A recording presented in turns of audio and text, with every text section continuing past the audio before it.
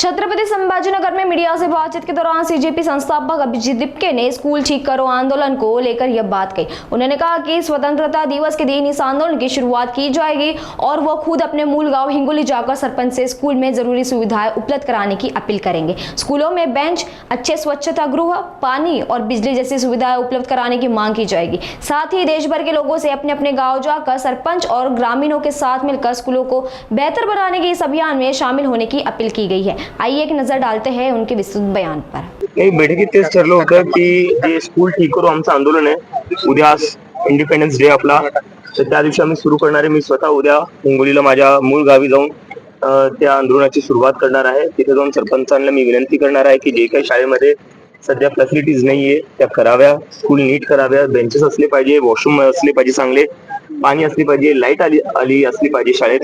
आणि असंच आम्ही जेवढी आमची टीम आहे सगळी देशभरात असे प्रत्येक ते त्यांच्या गावी जातील आणि तिथे जाऊन सरपंचांना आणि गावकऱ्यांना रिक्वेस्ट करतील, कारण की आम्हाला सगळ्यांच्या सहभागाने करायचंय, सगळ्यांना सोबत घेऊन करायचं। आणि मला नक्की वाटतं की हा एक असा मुद्दा आहे, गावातल्या ज्या शाळा आहेत त्याच्यासाठी सगळा देश एकत्र येईल। अभिजित, उद्या 15 ऑगस्ट आहे, काय स्वातंत्र्याची परिभाषा आहे तुमच्या मते?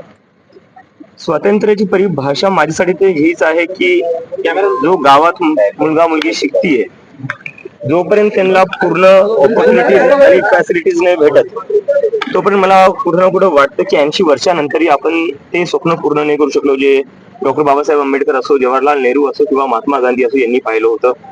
जोपर्यंत आपला देश पूर्ण शिक्षित होत नाही आणि गावापर्यंत शिक्षित नाही, तोपर्यंत कुठं ना कुठं ते स्वप्न अपूर्ण राहणार आहे। आज मुख्यमंत्र्यांच्या उपस्थितीमध्ये तिरंगा रॅली कसं पाहता रॅली झाली पाहिजे? आता तिरंगा रॅलीवर काय झालीच पाहिजे, ती स्वातंत्र्य दिवस उद्या आपला, ते झालंच पाहिजे। पण कुठे ना कुठे शिक्षणावरही थोडं लक्ष दिलं पाहिजे। कधीपर्यंत आपल्या गावकडचे, म्हणजे आज सगळ्यात जास्त महाराष्ट्रातून व्हिडिओ येत आहेत जे लहान मुलांचे येत आहेत, आणि व्हिडिओ काय येत आहेत, मुली म्हणतात 7-7 किलोमीटर दूर जावं लागतं, रस्ता नाहीये।